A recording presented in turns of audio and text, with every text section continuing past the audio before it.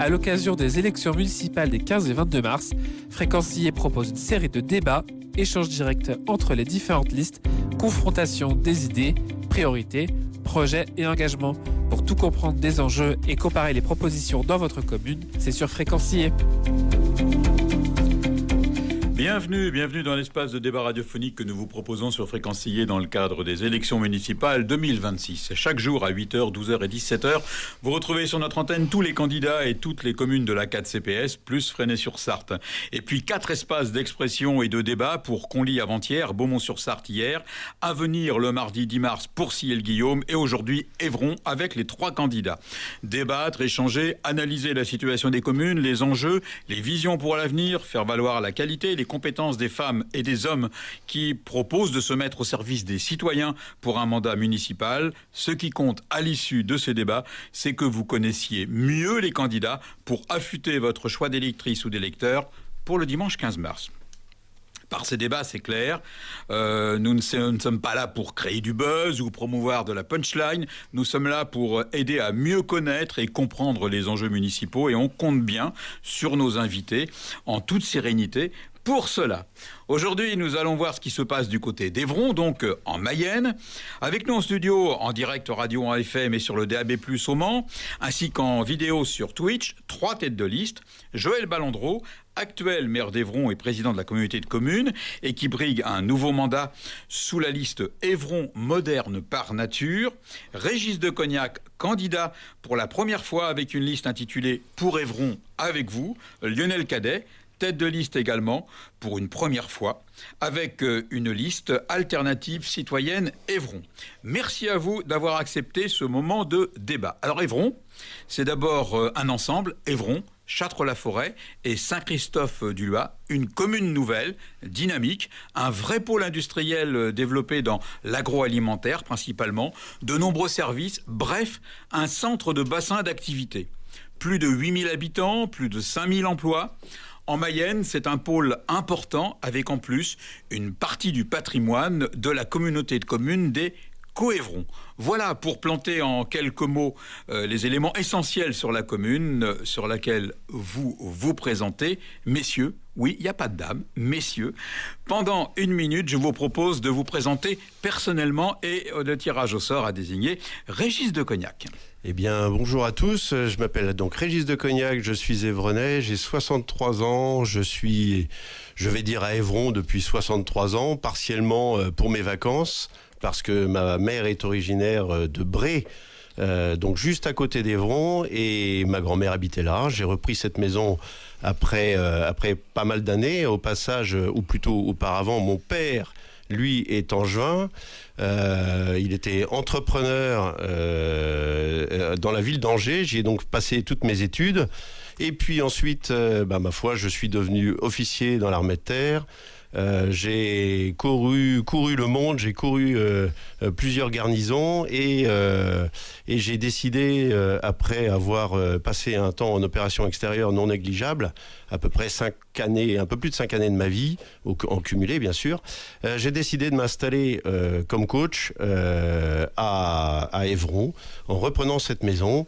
Et donc j'ai 5 enfants, 5 petits-enfants, 6 bientôt, voilà. Et je suis heureux de m'investir pour la première fois pour Évron. On y reviendra. Une précision, coach en quoi ? Coach en accompagnement des entrepreneurs. Lionel Cadet, qui êtes-vous ? Alors, bonjour à tous et à toutes. Alors, je suis informaticien, j'ai 54 ans et j'ai 4 enfants. C'est en 2007 que je suis arrivé à Évron. Et c'est là où j'ai fondé mon foyer. Et c'est là où j'ai pu devenir évronais de cœur et d'esprit. C'est durant toutes ces années que j'ai pu voir Évron évoluer. Et c'est à partir de là, et c'est ce qui explique un peu, mais on y viendra plus en détail. Oui. Mais je vais terminer cette phrase, bien sûr, oui. C'est pour ça, j'ai vu l'évolution d'Évron et c'est ce qui m'a fait un peu réagir par rapport à là. Joël Ballandreau.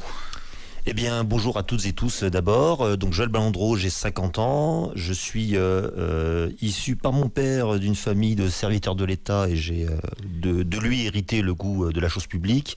Par ma maman enracinée dans le monde rural, puisque c'était une fière béarnaise et d'où mon attachement au monde rural et le fait que je sois devenu vétérinaire rural où j'ai exercé au début puis installé à Évron auprès des vaches et césariennes de jour et nuit pour mon plus grand bonheur. Et j'ai aujourd'hui 4 enfants et une femme et j'en suis bien heureux. Alors un petit tour maintenant pour présenter la composition de votre liste et dire comment vous avez procédé pour constituer cette liste. Et c'est à Lionel Cadet qu'on va poser la question dans un premier temps. Alors, elle a mis du temps à accoucher cette liste. On l'a vu un peu à travers nos collègues de la presse écrite. Bon, finalement, elle est arrivée. Tout à fait. Mais justement, alors. Expliquez-nous. Je vais essayer de, sans trop rentrer dans les détails, c'est toute la démarche qui nous caractérise, qui est d'abord rencontrer les gens à travers de nombreuses réunions publiques, et c'est suite à ces réunions publiques où les idées sont sorties que les gens adhèrent. Et c'est qu'après, la création, donc le fait que les gens adhèrent aux idées et donc rejoignent la liste, qu'on est arrivé à être en capacité de présenter cette liste au municipal. Et comment elle est composée, cette liste, on va dire en termes d'âge, d'activité professionnelle, par exemple? C'est un peu la même chose sur les 3 listes, c'est-à-dire vous allez avoir des retraités, des cadres supérieurs, des enseignants, des ouvriers, des jeunes, des moins jeunes. Vous avez réussi à varier? Tout à fait. Sur cette liste. On continue avec Joël Balandreau. Alors comment j'ai constitué ma liste? Alors on partait d'un terreau plus facile que mon collègue Lionel Cadet puisque je suis le sortant. Donc ça a été simple. Il a d'abord fallu se dire de qui on se séparait et il n'y avait pas grand monde, donc 2 personnes.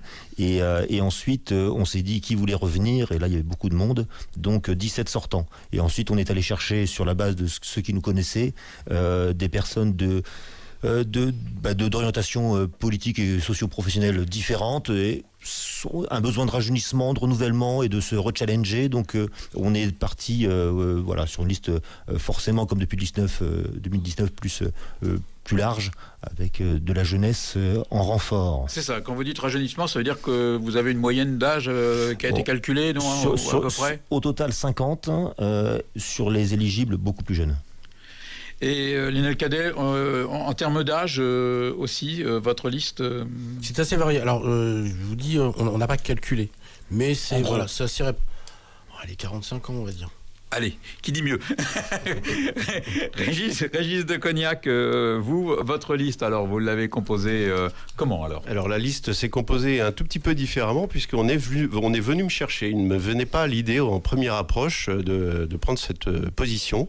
Donc il y a un certain nombre de personnes de l'actuel conseil qui sont venus me demander de créer une liste au départ. Au départ, j'ai cru qu'ils me demandaient d'entrer dans une liste et puis et en fait non, ils me demandaient de me lancer. J'ai pris un certain temps parce que c'était pas forcément mon orientation première et j'ai trouvé bien à cette époque qu'il y ait une deuxième liste au moins. Et donc on est parti en fait sur le besoin des Évronais de retrouver du contact humain, ce qui est quelque chose que j'apprécie particulièrement. Évidemment c'est une partie de mon métier et donc nous sommes constitués avec une liste qui va, je dirais, dans toutes les sensibilités politiques de tous les âges et qui prend en compte des regards neufs, des gens qui sont un peu expérimentés déjà dans le monde politique local, des gens qui ont travaillé dans la santé, d'autres qui sont des entrepreneurs, des jeunes entrepreneuses, etc. Il y a une particularité chez moi, c'est que j'avais plus de femmes que d'hommes au départ. Donc il a fallu que je retrouve plus d'hommes. Voilà. La moyenne d'âge est de 46 ans. de 46 ne ans. dis pas mieux. Donc je dis pas mieux, il faudrait que je regarde, mais non, je dis pas mieux, avec des jeunes agriculteurs, notamment voilà, dans les 23, 24, etc. Et puis des personnes plus âgées, un peu plus expérimentées, plus de 70 ans. Moi-même, j'en ai 63, voilà. Très bien, merci Régis de Cognac pour cette présentation. Alors maintenant, on va faire un petit peu de sémantique, parce que vous avez remarqué que tout le monde baptise les listes. On se demande des fois un peu pourquoi, mais ça doit avoir un sens. Et on va demander à chacun de nous dire pourquoi il a baptisé sa liste ainsi. Et c'est Joël Balandreau qui commence. Joël Balandreau, Évron moderne par nature. On m'a beaucoup interrogé sur le moderne par nature. Oui, on est très content de notre nom, dites donc. C'est sympa déjà, c'est un bon début. Et on n'a pas cherché longtemps.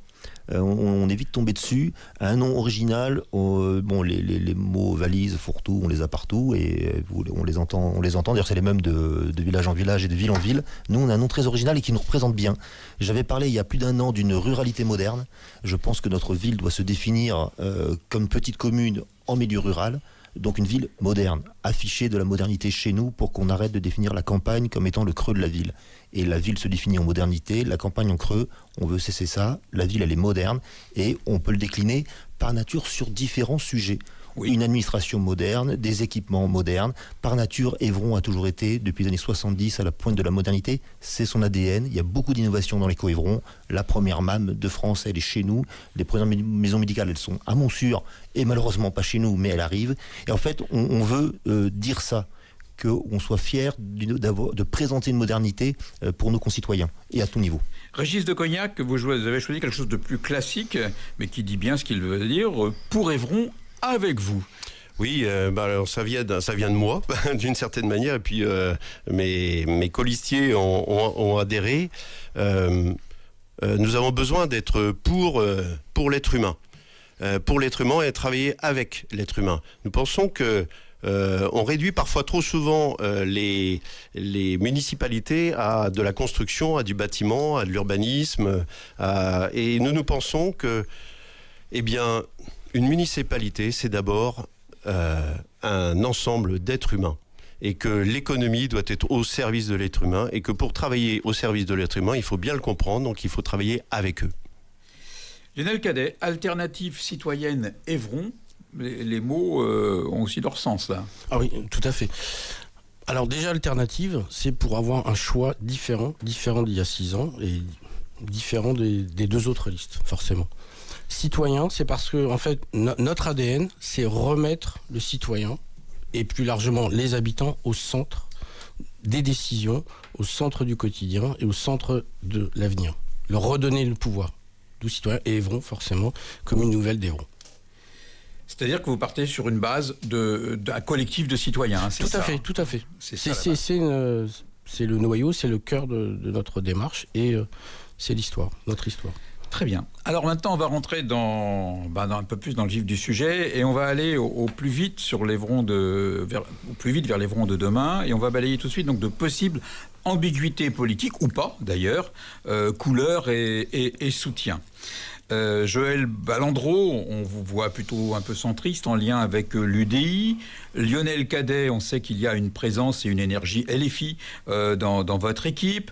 Régis de Cognac, j'ai relevé de ci de là des éléments sur votre proximité avec le monde catholique, peut-être intégriste. Vous le confirmerez ou pas.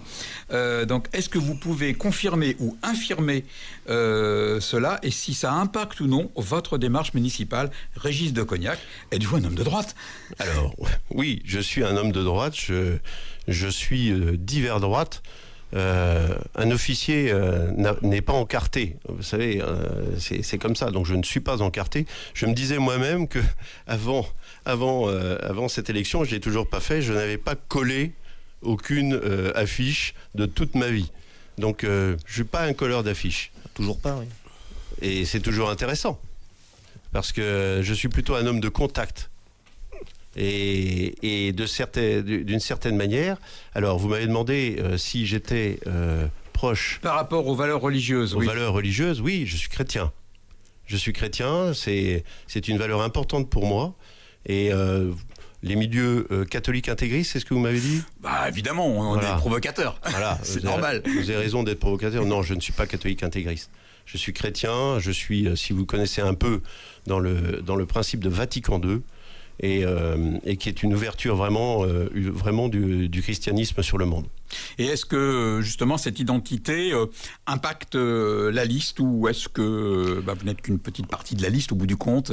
Alors, à vrai dire, je ne sais pas quels sont. Je sais qu'il y en a d'autres qui sont des chrétiens à l'intérieur de la liste. Je ne sais pas exactement quelles sont les sensibilités, parce que c'est de l'ordre de la personne. Chacun fait ce qu'il veut.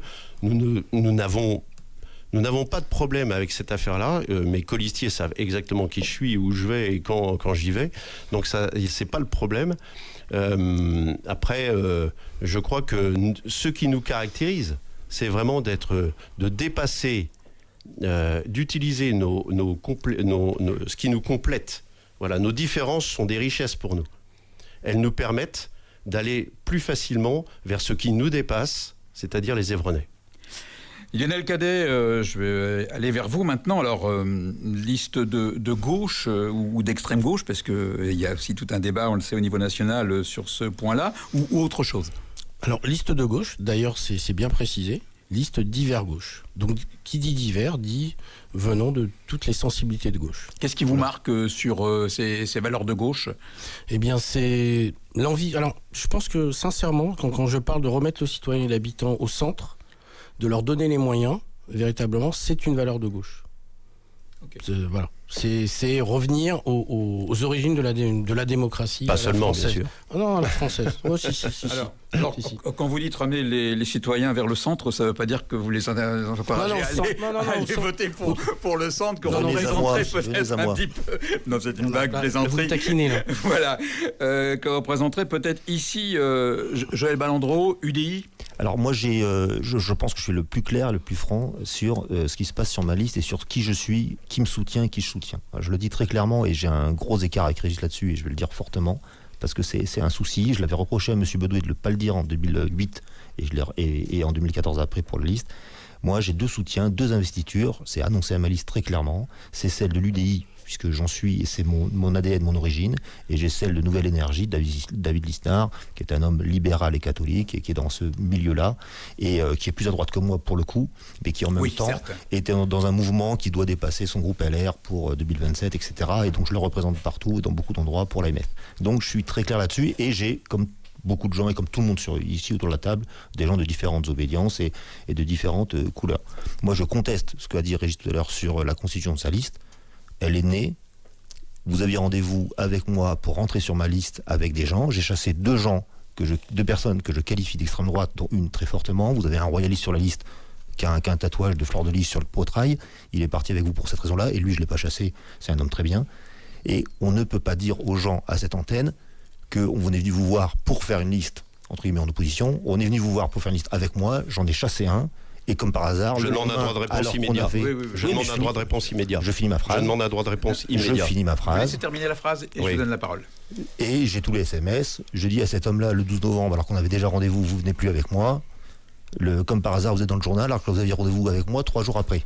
Et donc, c'est pas normal de mentir aux gens. Je pense que vous ne l'avez pas dit à vos colistiers. Vous avez dit avec certains de vos colistiers qu'on s'était rencontrés avant pour parler de valeurs et de choses. Et ce n'était pas le cas. Joël. Alors, Régis de Cognac répond. Donc, j'ai pris rendez-vous avec vous. Il m'avait été dit, on va prendre l'histoire exactement.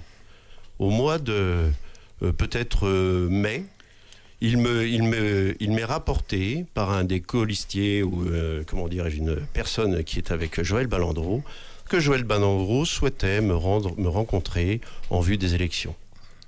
Moi, à l'époque, et je le dis et je maintiens, Joël Balandreau ne lit pas dans ma tête, il ne lit pas dans mon cœur. Il a vos SMS. J'ai les vôtres. Bah oui. J'ai les vôtres. Et honnêtement, si vous voulez qu'on joue, on peut le faire. Non, on va pas jouer à ça. Non. On va pas jouer à ça, mais l'affaire va être assez claire. Ok. Ça vous inspire quelque chose, cet échange qu'il vient d'avoir, Lionel Cadet ? Alors, c'est vrai qu'il faut faire preuve de transparence, puisque j'ai l'impression que, et notamment M. de Cognac en parle aussi, de transparence. Donc il faut être transparent par rapport à les différentes personnes qu'on peut avoir sur la liste, etc. Et sur l'historique des listes de création de listes. Après, je pense pas que ça apporte beaucoup de choses au débat. Je suis d'accord. Voilà, ça a été dit. Ouais. D'une manière générale, voilà, ça a été dit. Tout le monde est d'accord avec ça. Chacun fera son propre jugement. Je pense qu'il faut qu'on avance. Mais ça ne vous fait pas grandir, monsieur Balandreau. Monsieur Deconnac, s'il vous plaît. Vous n'êtes pas grand. Oui. Monsieur Cadet. Le respect de la parole de l'autre aussi. Vous avez raison. Merci. Et donc, tout ça pour dire que ce qu'il faut... Là, on est là pourquoi ? Pour confronter nos projets, nos idées. C'est ça l'important. Très bien. Le reste, voilà. C'est ce qui va nous amener à la partie la plus importante de ce moment de débat. C'est de se centrer sur Évron. Voilà, Évron et les Évronnaises et les Évronnais. Alors, quel regard avez-vous tous les trois sur le bilan des dernières années de gestion municipale, en prenant bien garde quand même à ne pas mélanger trop dans la tête des auditrices et auditeurs ce qui relève de la gestion municipale et ce qui relève de la gestion de la communauté de communes, parce que c'est pas toujours si simple que ça. Donc quel regard vous avez sur cette gestion municipale ? Et on était tous d'accord pour dire que c'était à Joël Balandreau, qui est donc le maire sortant, d'évoquer son bilan. Oui, alors c'est pas simple parce qu'effectivement de faire la part des choses entre ce qui est du municipal pur et de ce qu'ont vécu les gens, c'est toujours un enjeu. Moi, ce que j'ai envie de dire, c'est qu'on a fait un programme municipal en 2020 qu'on a tenu. Je vais commencer par ce qu'on n'a pas fait, pour le coup, comme ça au moins c'est clair. C'est qu'on n'a pas réussi à faire la zone verte 2, mais je pense avoir eu donc à l'est d'Évron pour faire un lieu pédagogique et de promenade qui nous mène jusqu'à la promenade des Fours à Chaux. Mais on a négocié il n'y a pas longtemps avec la propriétaire. Je pense qu'on y arrivera pour le prochain mandat. Ensuite, on s'était engagé sur un certain nombre de travaux qui nous ont été des fois reprochés par celui qui n'en profite pas à chaque fois, mais très remerciés par ceux qui en ont profité. Donc, il y a eu un terrain de foot synthétique, un boulodrome, la salle des fêtes de Saint-Christophe. On a fait des actions comme un boulodrome, comme Maru en fait. On a beaucoup soutenu les commerces. Une chose dont on est très fiers, c'est à la fois le marché de Noël et sa reprise en main par les élus, alors qu'avant c'était l'association commerciale qui le faisait. Et je pense qu'on a beaucoup challengé nos villes voisines pendant un mois à la période de Noël pour faire profiter tout le monde. On a eu 41 installations, des installations de commerce, mais ça veut dire qu'aujourd'hui, prenez Google Earth de façon très pratique, regardez la ville il y a 10 ans et regardez là aujourd'hui, vous verrez qu'il y a beaucoup plus de commerces pris, il n'en reste quasiment pas de friches et elles le sont pour des raisons très conjoncturelles, liées aux des propriétaires qui n'arrivent pas à le faire. On avait parlé de démocratie locale, on l'a fait, on a été labellisé ville citoyenne pour la démocratie participative, et j'en remercie Frédéric Fanouillet.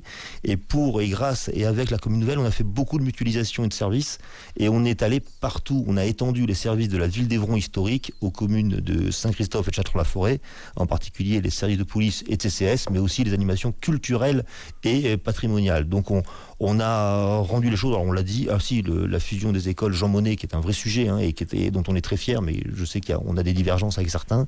C'est aussi une très belle réalisation qui permet à la fois de rationaliser les coûts et de produire un service public de meilleure qualité. On en est persuadé. Des aires de jeu partout, etc. La vidéoprotection promise et faite, etc., etc. Donc c'est important, projet par projet, de pouvoir réaliser ce qu'on a dit. Lionel Cadet, quel regard vous avez sur ce bilan ? Alors forcément, si je suis là, et si je participe à cette liste, mon bilan ne va pas du tout être le même.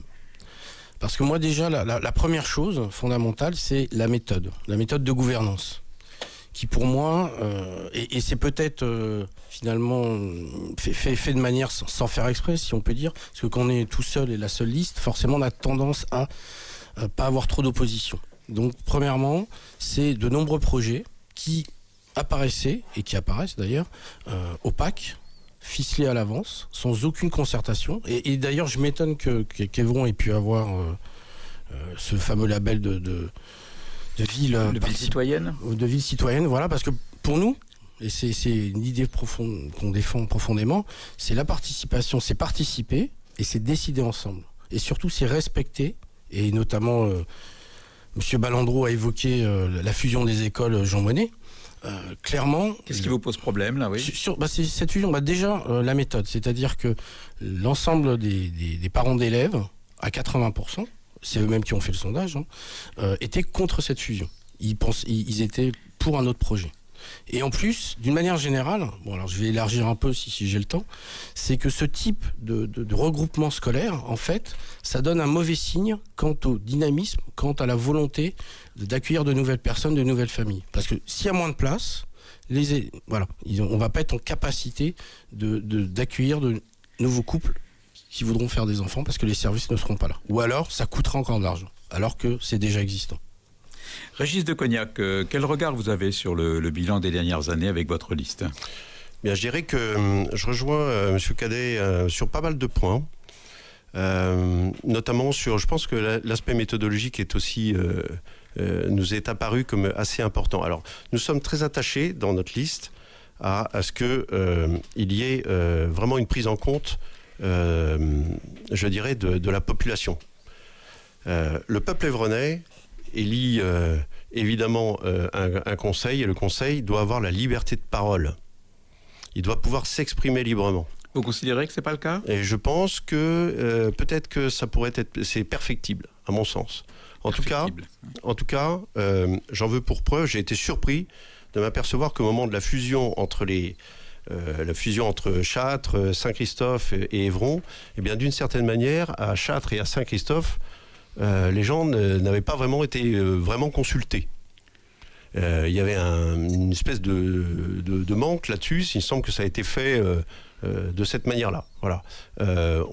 C'est ce qui, en tout cas, ce qui est rapporté régulièrement par les personnes. Donc on s'attache à ce genre de questions. On pense aussi que lorsqu'il y a des engagements de dépenses assez importants sur des projets fondamentaux, notamment le quartier de la Gare, pour lequel moi d'ailleurs j'avais voté pour Joël Balandreau, ça n'y a aucun problème, il y a un engagement de dépenses assez important, et là, il me semble que sur ce type d'engagement de dépenses, il faut plusieurs solutions, plusieurs hypothèses, et ensuite que l'on puisse en débattre, que les Évronais, le peuple évronais soit au courant de cette affaire-là, et qu'il puisse contribuer au choix. Et dans l'immédiat, à mon sens, il n'y a qu'un projet. On va parler de l'avenir maintenant, parce que c'est quand même ça qui est en jeu, même si vous voulez peut-être réagir à ce qui vient d'être dit. Il y a des choses qui me heurtent un peu. Sur la gare, plusieurs projets ont été présentés, donc par les architectes, qui nous ont pas facilité la vie. Mais le projet d'origine n'a rien à voir avec le projet d'aujourd'hui, parce qu'il y a des consultations citoyennes, je le dis. Sur et sur l'école, effectivement, on a fait un choix raisonnable et rationnel de restructuration. On avait 3 écoles, dont 2 dans un état déplorable où il fallait mettre des millions d'euros. On préfère mettre un peu moins de millions d'euros dans Jean Monnet que de rénover des écoles à grands frais avec 2 classes, dont une devait être supprimée à la Valésière. Donc, et les enfants mal logés, et les Grands Prés qui étaient dans un état déplorable en termes de maternelle, et où il fallait faire aussi 2-3 millions d'euros pour avoir une école surdimensionnée. Donc en fait, on a fait un choix responsable, et ensuite on a donné la parole à tout le monde, et je peux vous dire qu'aujourd'hui, enseignants, professeurs, personnels qui ont tous été mis dans la démarche, nous ont valu le label de démocratie participative. Nul n'est prophète en son pays, d'autant plus que qui veut noyer son chien l'accuse de la rage.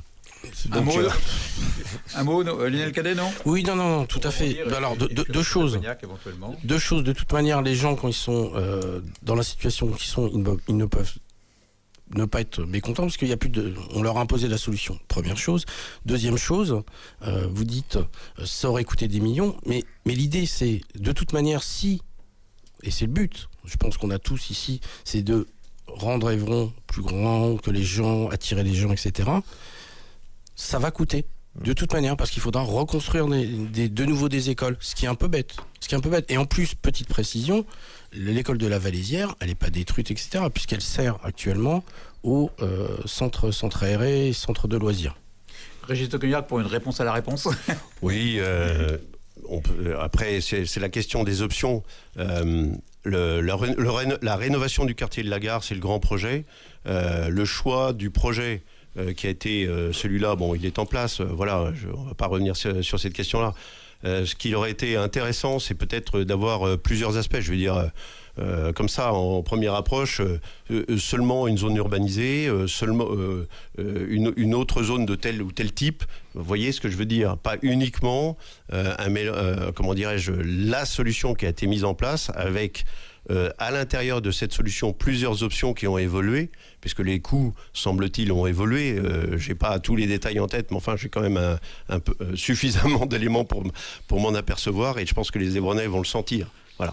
Alors là, on voit bien qu'on est à mi-chemin entre ce qui s'est fait, ce qui est en train de se faire et ce qui pourrait se faire. Et là, on va vous laisser un moment, on va dire, un peu de liberté, hein, pour chacun évoquer en toute autonomie, sans que vous interveniez, hein, sur ce que chacun va dérouler en termes de programme. Quelles sont finalement vos grandes priorités, et si possible en essayant d'illustrer par des mesures concrètes. C'est Lionel Cadec qui s'exprima en premier, puis Régis de Cognac, puis Joël Ballandreau. Alors, vos grandes priorités. Alors, la première chose, c'est... Alors, je me répète, hein, mais c'est vraiment redonner le pouvoir aux citoyens, donc à travers la gouvernance partagée. Parce que c'est quelque chose qui est au cœur de notre démarche, et c'est à partir de cette gouvernance partagée, qui se traduit à travers des conseils, des commissions élargies, une méthode de mise en place d'un projet où le citoyen, l'habitant est mis au courant dès le départ de l'ensemble des options, de l'ensemble des contraintes, et chaque étape est validée par l'ensemble des citoyens, voire dans un projet, il peut être au bout, si c'est un projet très structurant, on peut finir par demander un référendum local qui a valeur décisionnaire. Alors ça, c'est quelque chose qui est très particulier à votre liste. Hein. Oui, mais oui, tout à fait. C'est parce que nous, on veut vraiment mettre en place les structures qui redonnent ce choix et cette possibilité de redevenir acteur de... Si je comprends bien, votre liste est plus mobilisée sur des méthodes. Pas que sur des projets hyper concrets. Pas que, alors. Pas que, parce que c'est la méthode d'abord qui est fondamentale, mais après, nous avons des projets. Alors, pour résumer, il y a 3 thèmes principaux. Alors vous allez dire que c'est un peu des mots valises, mais malgré tout, c'est important. C'est la transition écologique raisonnée. Ce que je vais illustrer à chaque fois. Par exemple. Alors par exemple, ça serait la transition écologique raisonnée. Elle se traduit par un projet. On voudrait mettre en place un transport en commun entre les 3 bourgs que sont Évron, Saint-Christophe. Ça n'existe pas actuellement. Il n'y a pas de transport en commun avec un service continu. Service continu. Il existe. Et c'est du service à la demande actuellement, c'est ça ? C'est du service à la demande, ou bien il y a certaines lignes, etc., mais c'est très réduite. Donc on a compris cet aspect-là. Voilà, tout à fait. Autre aspect, donc pour illustrer maintenant, le bien vivre ensemble. Le bien vivre ensemble, c'est à la fois avoir une logique urbaine intelligente, c'est-à-dire à la fois c'est-à-dire faciliter la mobilité pour l'ensemble de la population au sein notamment de la ville d'Évron, mais aussi à Saint-Christophe et à Châtres. C'est-à-dire penser mobilité pour les gens en mobilité réduite, aux personnes âgées, aux enfants et aux différents types de mobilité que sont le vélo, la trottinette et la voiture. Ce qui, par exemple, à Évron, il y a peu, là, j'intervenais devant les bonnes sœurs de Saint-Joseph, et qui elle aussi, disait clairement que la mobilité au sein de la ville d'Évron, centre, était compliquée pour toute personne âgée et en mobilité réduite. C'est par exemple ça. C'est une vraie réflexion sur les mobilités au sein de la ville d'Évron. Mais c'est aussi, toujours dans cette logique du bien vivre ensemble et de qualité de vie, c'est avoir une politique du logement active. C'est quoi ça, une politique active du logement, c'est déjà un état des lieux, dans un premier temps, en collaboration avec la 3C, sur les différents bourgs donc, de Saint-Christophe, de Châtres. La 3C, c'est la communauté de communes. Oui, voilà, pardon. Voilà, tout à fait, puisque c'est eux qui ils prendront part de toute manière. Voilà. Et c'est avoir une politique active, c'est-à-dire, favoriser la remise sur le marché d'un certain nombre de logements vacants. Il faut savoir qu'actuellement, il y a 500 logements vacants, ce qui représente quand même 11% du parc locatif, du parc d'habitation. Oui. Donc favoriser cette remise sur le marché, c'est s'il y a besoin mettre en place un certain nombre de mécanismes pour faciliter encore une fois la rénovation de ces bâtiments, et dans un deuxième temps mettre en place un plan de construction de logements en collaboration avec les entreprises, les grosses entreprises, comme vous précisiez tout à l'heure. Le bassin évronnais est un bassin avec de très grosses entreprises. Exceptionnel. Voilà. Oui. Et le problème, et ces entreprises ont un problème, c'est-à-dire que les gens ont du mal à venir travailler en leur sein. Pourquoi ? Parce qu'il manque de logement. Parce que le logement est trop cher à Évron. Et comment on fait revenir le logement, notamment la location, à un prix acceptable ? c'est en construisant des logements, en faisant en sorte que les logements ne soient pas vacants, et en faisant que, donc à partir de ce moment-là, les gens vont venir habiter. Et en complément, qu'est-ce qui attire? Donc il y a le logement, il y a donc la transition écologique, le logement, mais il y a aussi le fait les gens trouvent des choses à faire au sein de la commune nouvelle. C'est-à-dire développer tout ce qui est services pour les enfants, crèches, etc. Mais tout ce qui est aussi services culturels, continuer une politique active de services culturels. J'ai vu aussi que vous parliez de conseils de quartier. Oui. Qu'est-ce donc? En fait, c'est la même notion. C'est les structures de la gouvernance partagée qui réunissent les habitants selon des zones géographiques où ils ont finalement des interactions, des intérêts communs. Donc, en général, par exemple, à Évron, on peut parler du quartier de la Valésière, du quartier des Grands Prés, du centre, parce que ils ont des problématiques communes. Par exemple, le conseil, on parle aussi conseil de bourg, parce que Saint-Christophe ou Châtres ont des problématiques particulières. Ouais. J'en veux une certaine désertification, un manque d'activité, par exemple, pour Saint-Christophe. Voilà. Et là, je rebondis là-dessus. Ces conseils, ça permet que les personnes remontent leurs problématiques claires. Et surtout aussi, c'est des structures où on peut... alors là, c'est encore un élément de la gouvernance partagée qu'on appelle le budget participatif. Quelle articulation vous voyez entre le pouvoir de décision municipale, qui est le pouvoir démocratiquement validé, et le poids de conseils de quartier? Alors c'est à la fois consultatif, mais à travers notamment le budget participatif, ça peut apporter des projets qui, s'ils sont validés par les structures municipales, sont réalisés. Très bien. On a compris la plus grande partie finalement de ce que vous voulez proposer. Vous aurez l'occasion d'évoquer d'autres choses. En tout cas, merci à chacun d'avoir écouté attentivement ce qui pouvait être dit. C'est Régis de Cognac qui maintenant va pouvoir nous donner les axes principaux sur lesquels il souhaiterait agir. Eh bien, le mot réagir est bien. Je rebondis dessus et je m'adresse aux Évronais parce qu'en les écoutant, je me suis aperçu qu'il y avait 3 points. Il y a vraiment 3 points qui sont fondamentaux pour eux. Et il y a d'autres points sur lesquels je développerai qui sont peut-être plus lourds, etc. Mais ceux-là, je voudrais leur dire qu'on va vraiment réagir sur ces points. Le premier, c'est la propreté dans Évron. Il y a des secteurs notamment avec les problématiques de poubelles, etc., qui sont vraiment dans un état déplorable. Et les gens en ont assez de ce genre de choses. Il y a des rats et des renards en ville, parfois. Il y a un effort à faire. Ça touche à l'attractivité d'Évron et surtout, ça touche au confort des personnes. Voilà. Le deuxième, c'est l'entretien. Une certaine réactivité sur l'entretien. Il y a de la voirie, il peut arriver comme partout qu'il y ait des problèmes, mais c'est le temps de réactivité. Nous, on voudrait accroître cette réactivité, justement en utilisant d'une certaine manière la possibilité que les quartiers ont à s'organiser et à nous faire remonter de l'information de façon à ce qu'on puisse intervenir rapidement. Et le troisième point, c'est un aspect de sécurité. Alors la sécurité, ça relève plusieurs points. Le premier point, c'est souvent de l'éclairage qui manque sur certains secteurs et donc il faut le faire. À nouveau, la voirie lorsque c'est délicat.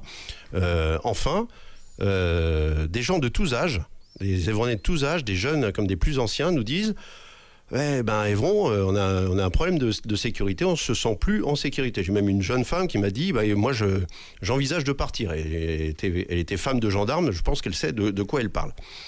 Donc je pense que c'est à prendre en considération. Certes, Évron n'est pas une ville dramatiquement insécure. Pour autant, on sent qu'il y a une montée un peu, il y a du trafic de drogue, il y a des choses comme ça. Il va falloir probablement développer le nombre l'activité de sécurité policière en ville. De force de police, c'est ça. Voilà. Donc actuellement 2 policiers pour 8000 habitants, ça nous paraît assez léger. Notre ambition est d'augmenter, évidemment, à un niveau correct en fonction de nos finances. Voilà, ces 3 points, ils existent sur les 3 villes. Il y a une deuxième problématique qui est l'attractivité. Et donc, cette attractivité, elle est fondamentale. Et nous pensons que l'attractivité de la commune d'Évron, et des autres villages, parce que nous pensons qu'il y a aussi une identité qu'il faut respecter dans chaque village.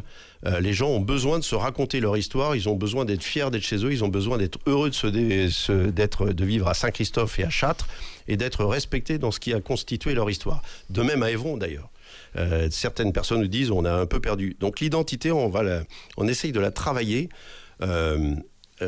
Notamment, ça contribue à l'attractivité de la commune. Alors, c'est quoi l'attractivité ? C'est évidemment, qu'est-ce qui fait qu'on vient s'installer à Évron ? Qu'est-ce qui vient ? Alors, j'en ai parlé, les 3 points, la propreté, l'entretien et la sécurité, bien évidemment, mais aussi la dynamisation des centres et des bourgs. C'est ce qui constitue la vie. Donc, nous, notre objectif, c'est de dynamiser les centres-villes et bourgs en partenariat avec des acteurs locaux, notamment les comités des fêtes, les associations culturelles, et en développant plus d'art, de culture et de patrimoine. Évron est une belle ville, elle a de la culture, elle a du patrimoine, et il se trouve que nous pensons, et j'ai regardé encore récemment dans le cadre du budget, ce que Évron investissait dans le patrimoine, dans le tourisme, et le tourisme est à 4 centimes sur 100 euros investis. Oui, mais c'est pas un peu la communauté de communes qui s'occupe de ça ? Alors, c'est pas de la compétence. Mais je pense que néanmoins, il est important au sein d'Évron de travailler sur cette affaire-là et d'agir auprès de la communauté de communes. Et vous l'avez dit, il y a une forme d'imbrication. Et cette imbrication, elle est importante à prendre en considération néanmoins. Voilà, je continue sur ces aspects-là. Sur ces priorités, oui. Renforcer, il y a beaucoup d'activités qui ont été développées dans la périphérie d'Évron, donc notamment le dernier chantier sur la gare, c'est une forme de périphérie parce qu'on déplace la mairie, on la déplace de quelques centaines de mètres, c'est vrai, mais vers une forme de périphérie. On change de mairie. On avait déjà pas mal de ronds-points, maintenant on va avoir pas mal de mairies. Et ce déplacement-là, à mon sens, à notre sens, va avoir un impact non négligeable sur l'attractivité du centre-ville et son dynamisme économique. Donc, notre objectif est de travailler en lien avec un maximum de concertation avec les parties prenantes, donc commerçants, artisans et bien évidemment les associations, pour développer à partir de leur intelligence, à partir de leur capacité d'investir, et voilà, pour qu'on puisse travailler avec eux au dynamisme. Vous aurez l'occasion de revenir sur d'autres points par la suite, parce qu'on est obligé d'être dans l'équilibre. Là, on est à peu près au même temps de parole. J'ai encore plein de choses à dire. C'est Joël Ballandreau qui a maintenant évidemment le retard, puisqu'il n'a pas encore fait cette partie de présentation de ses priorités. Oui, il y aura une question sur la communauté de communes, effectivement. Alors, pour dire les priorités, les actions, puisqu'on nous demande d'être précis. Alors déjà, le préalable, c'est la gestion de l'argent public et c'est nos coûts de fonctionnement. On va assumer nos investissements. Il n'y aura pas de gros investissements nouveaux dans le prochain mandat, il faut le dire comme ça. Est-ce que la commune est endettée actuellement ? La commune est endettée comme toutes les communes de France et elle l'est raisonnablement. Et en plus, il y a 2 communes en Mayenne qui sont notées par Contribuables Associés, qui est une association très anti-collectivité locale, pour être très clair, qui note tout le monde de médiocre à moyen et qui note Château-Gontier et Évron à très bien. Donc voilà, une fois que j'ai dit ça, nul n'est prophète en son pays, mais alors écoutez-le. 2 des emprunts pris récemment, c'est l'Intracting, c'est payé par les LED, donc ça rapporte de l'argent. Le deuxième, c'est la gendarmerie, c'est payé par des loyers. Donc voilà, on est dans la très bonne gestion, c'est marqué, et c'est les gens anti-collectivité locale qui vous le disent. Alors, vos projets, on y va. Projet, non, je suis content, personne n'a parlé de santé, c'est bien, ça manque à personne. Merci, donc j'en parle. Très bien, parce que ça tombe très bien parce parce que des sujets différents, bien sûr. Et puis ceux qui sont vous me rendez service, qui sont prioritaires, bien sûr. Donc voilà, il fallait penser à la santé, c'était une bonne idée. Donc après la notion des finances, donc oui, la maison de santé elle est en place et elle arrive, donc personne n'y changera grand chose, et tant mieux. Mais après il faut accompagner la suite. On a un enjeu sur les dentistes, on a déjà fait une action. S'il faut le refaire, on la refera. On sait qu'il y a des gens qui arrivent nouvellement dans des bâtiments très vétustes. Et donc s'il faut faire la même, donc un deuxième cabinet dentaire, on le fera. S'il faut accompagner la personne en place, c'est pas le cas pour l'instant, on le verra. Et surtout, il faut accueillir demain les médecins juniors, donc de façon très pratique. Il faut des logements pour accueillir les médecins juniors. Action pratique. Autre action pratique, ville, on parlait de sécurité tout à l'heure, extension de la vidéoprotection, étude du centre départemental de vidéosurveillance donc ce sera en direct, et donc voir si on y participe, pour y participer. Donc l'enjeu, c'est d'y participer. Donc ça, c'est pratique et c'est sûr. Effectivement, les incivilités, en particulier autour des PAV. La ville est propre en dehors des PAV. Elle est sale comme aujourd'hui. Quasiment toutes les villes de France, même celles qui n'ont pas la redevance incitative, je cite Laval, c'est affreux, les gens mettent plein les PAV, prévention, répression, caméra. Donc on va être clair. On parle de transition écologique, donc il faut parler de projet, il ne faut pas juste en parler. Donc c'est un foirail autoproducteur d'énergie là où il y a les vaches. Aujourd'hui, on a un grand foirail qui sert à loger des vaches 2 fois par an, et je veux qu'on le préserve, parce que c'est très important de préserver le monde agricole, et en particulier le festival de la viande. Pour le rentabiliser, on met des panneaux photovoltaïques sur quelques centaines de mètres carrés, et là on a de l'électricité pour le jardin aquatique dont on arrête les dépenses folles en termes d'énergie, et on est là en autoproduction. Donc ça, faut faire des projets concrets. Le logement capital, vous en avez parlé, monsieur Cadet, et vous avez bien raison. Aujourd'hui, le jeu de domino qu'on fait grâce à la maison commune, mais grâce à Jean Monnet aussi, c'est demain un logement Rossignol senior, c'est un logement Moni en appartement pour des personnes âgées qui ont les moyens de se le payer, donc hors champ social. Rossignol, champ social, puisque c'est Mayenne Habitat qui le fait, Médon Habitat qui le fait. 48 logements sur la route de Saint-James, sur 1 hectare pour l'accession à la propriété pour les nouveaux arrivants. Nos entreprises embauchent énormément. Il faut accompagner le mouvement. Et donc c'est là qu'il faut être présent à la communauté de communes, avec un enjeu majeur, accompagner le développement de Ciral, qui veut embaucher 200 personnes dans les prochaines années. On a déjà lancé le mouvement avec une société d'économie mixte de Laval. Et donc nous, on a acheté le terrain, on le revend à LMA, et on fait grandir cette entreprise-là. De la même façon, il faut développer Belle. Pour développer Belle, le centre de solidarité en face peut servir, et par chance ou par vision, il est aujourd'hui près de la gare, ou il sera demain près de la gare, donc on a un bâtiment qui se libère, donc de la place qui se libère. Il y a le parking en face de Socopa qu'il faut mutualiser pour permettre aux gens, donc il faut faire un passage entre les deux pour permettre aux gens de se garer et d'aller des deux côtés. Donc il faut développer le covoiturage, sensibilité à mon ami d'à côté, il faut développer le covoiturage à fond sur les coévrons. On ne fera pas de vélo, ou pas assez. On fera du vélo beaucoup, mais on n'en fera pas assez pour résoudre les problèmes de ces grandes entreprises-là qui travaillent à 4 heures du matin ou à des heures pas possibles, et à des heures à laquelle on ne fait pas de vélo. Donc il faut accompagner tous ces mouvements-là, et donc on y sera. Sur la démocratie participative, moi, pour être très précis, il faut créer des référents de quartier. Référents de quartier qui s'occupent à la fois d'incivilité, et donc des noms qui nous sont avec qui on parle, et qui s'occupent à la fois d'incivilité, de sécurité, mais aussi de vie sociale. On a aujourd'hui les plus belles fêtes des voisins de la Mayenne, auxquelles je me rends chaque année, et je salue ceux qui le faisaient avant, et c'est des mouvements exceptionnels qui vivent très grandement. Dont l'épouse est dans ma liste. Et exactement, c'était Jean-Pierre, et donc il y en aura un nouveau demain. Et elle est superbe. Et on ne s'est pas interrompu jusque-là, monsieur de Cognac, mais c'est des habitudes, vous faites comme ça. Oh, oui, bien sûr. Et donc, vous aurez l'occasion d'intervenir juste après. Et donc voilà, on a une problématique de résidentiel habitat et de parcours résidentiel, comme on dit. On a le recyclage ou la réhabilitation de la gendarmerie. On a aujourd'hui chez nous et en centre-ville des gens qui sont logés dans des conditions indignes par des marchands de sommeil. On a des moyens de trouver, donc on a vu ça avec Enosia, on a vu ça avec le FJT. Il existe des solutions pratiques, donc on va essayer de les mettre en place pour accompagner des gens dans des logements qui ne dégradent pas. Parce que dans ces cas-là, c'est pas simplement de créer un logement qui compte, c'est d'accompagner les gens qui sont dedans. Il faut être très précis sur ces sujets-là. Et puis, j'en ai d'autres encore. Oui, le monde économique, c'est un enjeu. Et puis, il y a un enjeu, le restaurant, parce que dans le recyclage des bâtiments existants, le projet existe en amont. On n'a pas aujourd'hui de place pour certaines promotions. Donc là, France Service doit être transformé et loué pour une maison d'assistance maternelle possiblement, ou un autre. Le garage en face doit être vendu.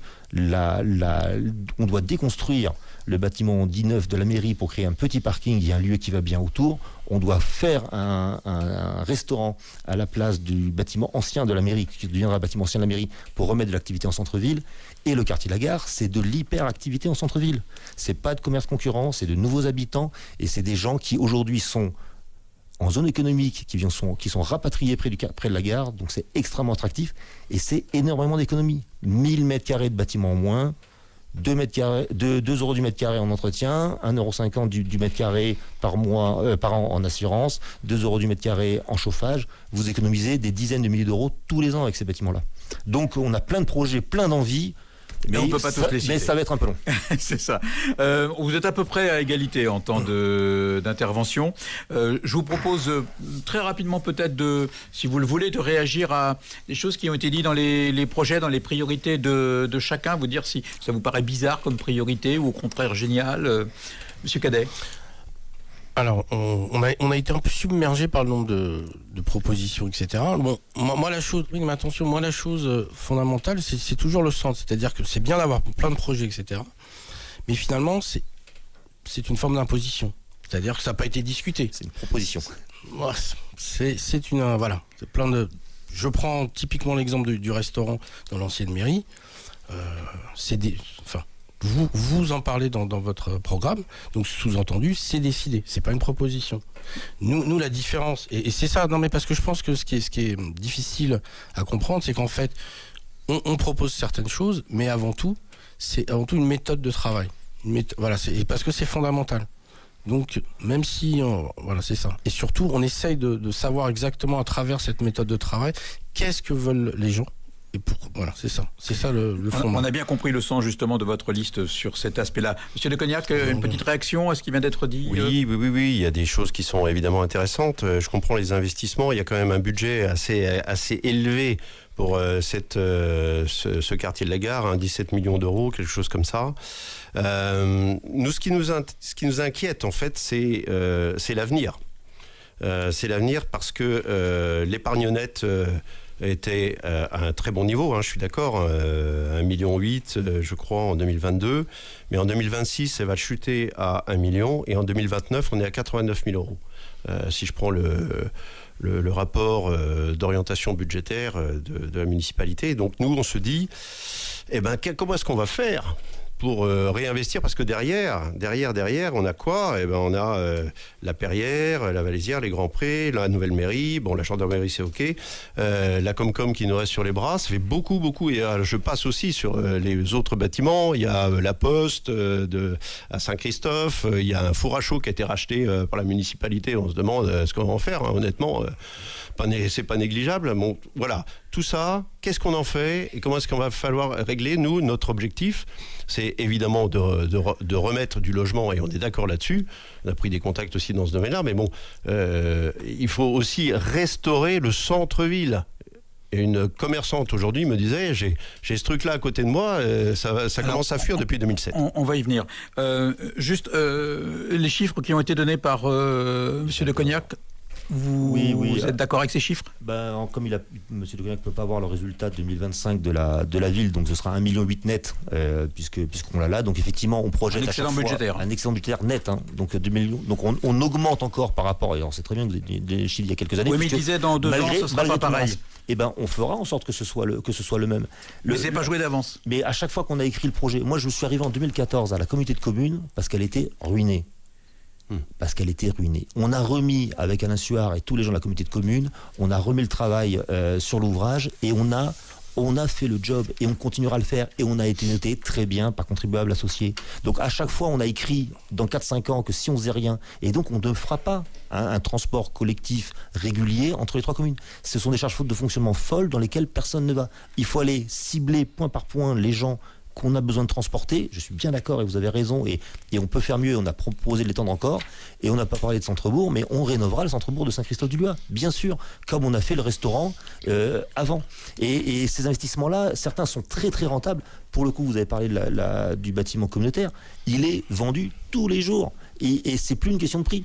Pour le coup, parce qu'il est extrêmement bien placé, et ça va rapporter beaucoup d'argent qu'on n'a pas mis dans le budget parce qu'on est prudent. Vous verrez 400, 500 000 euros facilement. Voilà, c'est ça l'ordre d'idée. Alors, moi, je voudrais juste réagir sur cette. Enfin, quand vous dites ça coûte. Non, c'est pas. Enfin, l'idée ici, c'est comment on gère le budget, premièrement, et vers quelle priorité. Quelle priorité on a. Et si vous ne facilitez pas les communications entre les 3 bourgs, forcément, ce qui va se passer, c'est que Saint-Christophe, surtout Saint-Christophe, parce que Châtres, il y a une extension urbaine qui fait que ça risque d'être avalé par Évron. Mais surtout Saint-Christophe, si vous ne permettez pas aux gens de pouvoir se déplacer, parce qu'il y a une population qui est comme à Évron, etc., assez âgés. Si ces personnes ne peuvent pas se déplacer, eh bien, progressivement, un bourg comme Saint-Christophe va mourir. Alors, j'aimerais qu'on parte un peu sur la jeunesse, parce qu'il y a quand même des enjeux sur la jeunesse qui va mal, on le sait bien. 25% des jeunes disent avoir des soucis de santé mentale. Hein, donc, il y a besoin de les accompagner. Donc, c'est des besoins dans l'école, c'est des besoins en dehors avec l'éducation populaire. Je vais démarrer avec une question tout de suite pour Monsieur de Cognac. Vous voulez mettre au point pour les jeunes des journées patriotiques. Oui. Qu'est-ce donc et pourquoi ? Eh bien, nous pensons que, en fait, ça fait référence à la mémoire. Les 11 novembre,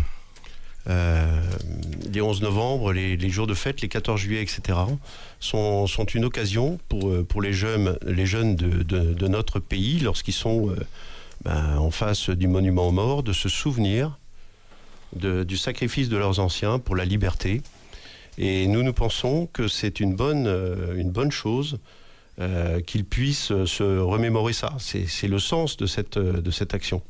Voilà, vous avez répondu à la question directement. Sur une politique jeunesse, en quelques mots, parce qu'on avance beaucoup là au niveau du temps. Joël Ballandreau. Oui, donc il y a la question sport et loisirs et santé. On a énormément d'équipements. Ouais. Et donc l'enjeu pour nous, et on passe par quoi ? Par le CCAS et aussi le CLS, le contrat local de santé, le CCAS, le centre communal d'action sociale. Je pense qu'il faut aller au-delà et le porter au niveau communautaire, pour être très clair, ce centre d'action sociale, et que pour le cadre du contrat local de santé, effectivement, on fait de la prévention sur les problématiques de santé sexuelle et affective et sur les problématiques de détresse morale, au sens du risque suicidaire, pour être très, très dur dans les mots, puisque ça se dit pas de la même façon. Donc il faut renforcer cette action du CLS, elle se fait partout. Moi je suis ravi pour les journées patriotiques, etc. Il ne faut pas oublier sa carte à l'UNC quand on est un ancien combattant. Les jeunes d'ici qui prennent leur retraite du front au bout de 5 ans, ils ont leur carte à l'UNC d'Évron depuis longtemps. Vous pouvez vous inscrire l'année prochaine. Oui, mais qu'est-ce que vous me racontez là ? Alors, messieurs, commencez pas. C'est extraordinaire. Non, on va pas partir dans un débat un peu ésotérique. Lionel Cadet. Alors moi, c'est très simple. Lionel Cadet, la jeunesse. La jeunesse. Eh bien, si vous avez bien lu notre profession de foi, dans une des mesures qu'on voudrait mettre en place, c'est une maison de jeunes. Maison de jeunes, et ça a disparu. Il y a eu lieu, à l'époque, la Boule d'Or, c'était un peu ça, mais une maison de jeunes, où les jeunes peuvent se rendre, est un lieu où ils sont en quasi-autonomie, pour qu'ils puissent se retrouver. Ah non, c'était comme ça, la Boule d'Or, c'était beaucoup plus ouvert, alors que maintenant, le trait d'union est quand même beaucoup plus, contracté, on va dire. On travaillera ensemble le trait d'union. Il y a des marges de progression, je suis d'accord avec vous, M. Cadet, mais je pense ce qui est important, franchement, c'est que les jeunes retrouvent un lieu où ils peuvent se retrouver. Et ça, c'est extrêmement important. Plutôt que d'aller divaguer, d'aller faire, ou en gros, de s'embêter. Régis de Cognac, au-delà de cette idée de journée patriotique. Oui, nous pensons qu'il est très important de maintenir, évidemment, de soutenir l'activité sportive. Je trouve qu'elle est très bien développée et c'est vraiment quelque chose qu'il faut amplifier. On pense qu'il faut que l'activité sportive soit accessible à tous et nous souhaitons mettre en place un partenariat avec l'Office municipal des sports pour qu'il puisse réguler au mieux cette affaire-là. C'est vraiment essentiel.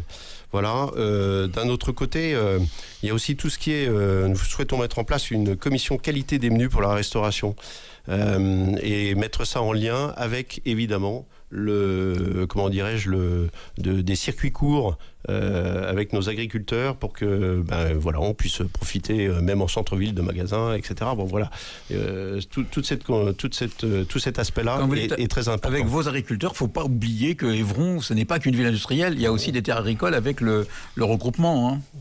Je voudrais réagir rapidement. C'est Lionel Cadet, oui. En fait, nous, encore une fois, dans nos mesures, nous, c'est un comité de pilotage. Alors, c'est quelque chose qui existe déjà. Par contre, le comité de pilotage n'est pas totalement ouvert, puisqu'il réunit uniquement des élus et des représentants de la restauration. Mais pas les parents, pas les enfants et pas les personnels travaillants. Voilà, ça, c'est une première chose. Un comité de pilotage, et surtout qui permettrait d'appliquer la loi Egalim à la lettre, qui serait un régime... un menu végétarien par semaine, ce qui n'est actuellement pas le cas. C'est toutes les 2 semaines. On a vérifié, on a regardé les menus, et puis on a des enfants qui vont à la cantine. Donc voilà, on le voit bien. Alors, oui, terminez votre phrase, oui. Non, bon. Voilà, il est 18h13, donc on approche vraiment du terme de l'émission, on va même déborder légèrement. On aurait pu parler aussi de la résidence senior, des projets dans ce domaine. On aurait pu parler de la problématique du commerce de centre-ville avec les zones d'activité excentrées et la concurrence qu'il y a un peu entre les deux. On aurait pu parler de la vie culturelle, du patrimoine, de la basilique. Enfin, on aurait pu parler de tout ça, mais vous vous rendez bien compte qu'en 1 heure, on ne peut pas tout aborder. Ce qui compte, c'est de se faire une petite idée sur ce que les listes proposent pour insuffler quelque chose sur cette commune d'Évron. Alors, au terme de cette émission qu'on aurait donc aimé plus longue, je vais vous demander à chacun en 1 minute de résumer pourquoi les Évronaises et les Évronais devraient choisir votre liste plutôt qu'une autre. Et c'est Joël Balandreau, à l'inverse du début, c'est Joël Balandreau qui commence, puis Lionel Cadet, puis Régis de Cognac. Pourquoi votre liste plutôt qu'une autre ? Alors parce que nous avons une liste d'expérience avec les 2 maires délégués, des communes déléguées qui y vont et qui sont extrêmement implantés sur leur terrain, et donc le maire sortant, moi-même, dans ce cadre-là, qu'on a prouvé notre capacité de gestion en étant, je vous le redis, les seuls à avoir une mention très bien sur un site anti-communautaire, parce que nous l'avons démontré là, nous avons des vrais projets pratiques dont certains sont déjà partis, et les prochains, ils ne font que nous rapporter de l'argent, c'est pas de l'argent qu'on dépense, et les autres, ils sont déjà lancés, et donc parce que cette continuité-là va nous sauvegarder. Et il y a un enjeu majeur dont on n'a pas parlé, parce que nous sommes les seuls à pouvoir continuer à présider la communauté de communes, qui est un enjeu majeur, et nous sommes les seuls à pouvoir y aller. Et demain, la faiblesse de 2014 et d'avant, c'était qu'on n'était pas à la présidence de 3C, qu'il n'y avait pas d'union. On a tout mutualisé, on a tout fait ensemble, on a fait des économies énormes, et cette tête commune est essentielle, est un moteur pour les coévrons, parce qu'on le fait en bonne intelligence avec toutes les autres communes. Lionel Cadet, à votre tour. Alors nous, évidemment, on n'a pas l'expérience de M. Balandreau. Deux mandats, c'est beaucoup. Et d'ailleurs, des fois, on se fatigue au bout de 2 mandats. Alors nous, pourquoi ? Nous, tout simplement parce que notre idée centrale, c'est redonner le pouvoir aux citoyens. C'est leur redonner la possibilité d'intervenir. Et c'est que de cette manière qu'on pourra réellement redynamiser Évron. Et il faut savoir, Évron, Châtelet et Saint-Christophe, il faut savoir une chose, c'est qu'actuellement, il y a une courbe qui devient vraiment inquiétante, c'est la courbe démographique. C'est-à-dire que Évron perd des habitants. Et là, dans les 7 années à venir, 6 ou 7, en fonction, eh bien, c'est un enjeu crucial. Et comment faire ? C'est redynamiser l'ensemble avec, pour commencer, un ensemble de mesures qu'on présente sur nos professions de foi, et surtout en discutant avec l'ensemble des habitants. Régis de Cognac, même exercice. Pourquoi Régis de Cognac et pas les 2 autres listes ? Eh bien, parce que notre approche, elle est résolument ancrée et orientée vers le service de l'être humain, et que c'est grâce à ce service-là que nous allons pouvoir entrer en contact avec les Évronais. Bref, l'économie d'Évron doit être au service de l'être humain. Chaque projet doit servir la plus grande majorité. C'est une conviction profonde que nous avons. Et pour servir la plus grande majorité, il faut l'écouter, il faut être en capacité de les entendre, d'entendre les parties prenantes d'Évron, dans leur identité, de Châtres et de Saint-Christophe aussi, pour pouvoir respecter leurs souhaits, leurs choix, etc. Et nous y mettrons de la juste mesure budgétaire.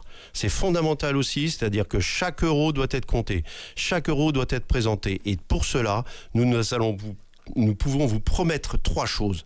La première, c'est de vous écouter. La deuxième, c'est de travailler avec vous. Et la troisième, c'est de vous rendre des comptes régulièrement, notamment au moment des vœux. On ne fera pas de show, on vous donnera des chiffres. Cette émission est maintenant terminée. Merci à vous, messieurs, d'y avoir participé. Merci à Bastien qui était du côté du chrono, et on a à peu près équilibré les temps de parole. Je crois, messieurs, qu'on est d'accord sur cette idée-là. Merci à Nicolas à la technique, à la régie. Vous pourrez retrouver cette émission sur le site internet de la radio, www.fréquence-ci.org, également en version vidéo via Twitch et donc sur YouTube à partir du site de la radio. Alors, le choix devant l'urne, évidemment, c'est important. Hein, le choix entre les 3 listes, par exemple, pour Évron, c'est important. Mais sur une planète où la démocratie est de plus en plus menacée, faites vivre la nôtre, faites vivre la vôtre. Et le 15 mars, votons, votez. Merci. Fréquencier.